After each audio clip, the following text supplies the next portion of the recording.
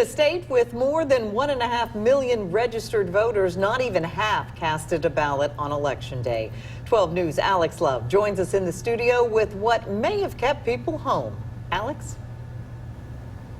Melanie, some analysts point to toxic and even stressful political atmospheres driving people away from the election process. In the governor's race alone, the biggest one, only a little more than 862,600 voters participated, meaning almost 1 million Mississippians eligible to vote stayed home.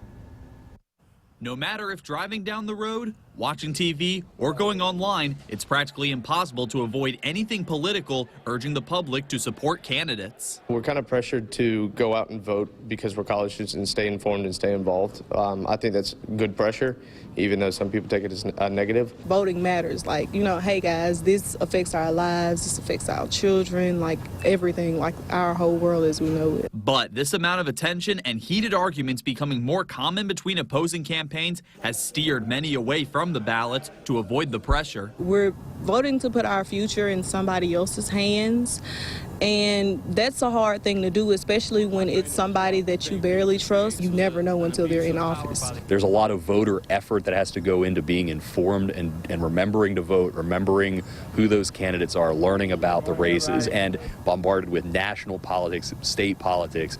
It's a lot for voters to process. Experts and voters also point to constant attack ads centered around candidates' messages instead of making plans to lead, pushing voter turnout to decline. Tate Reeves received over 40,000 fewer votes than Cindy Hyde-Smith just a year ago. And on the Democratic side, Jim Hood received over 20,000 fewer votes than Mike Espy a year ago. When we constantly hear about only one person instead of what that person is doing for the people or what the people have problems with, I mean, that's where voter fatigue comes from, in my opinion.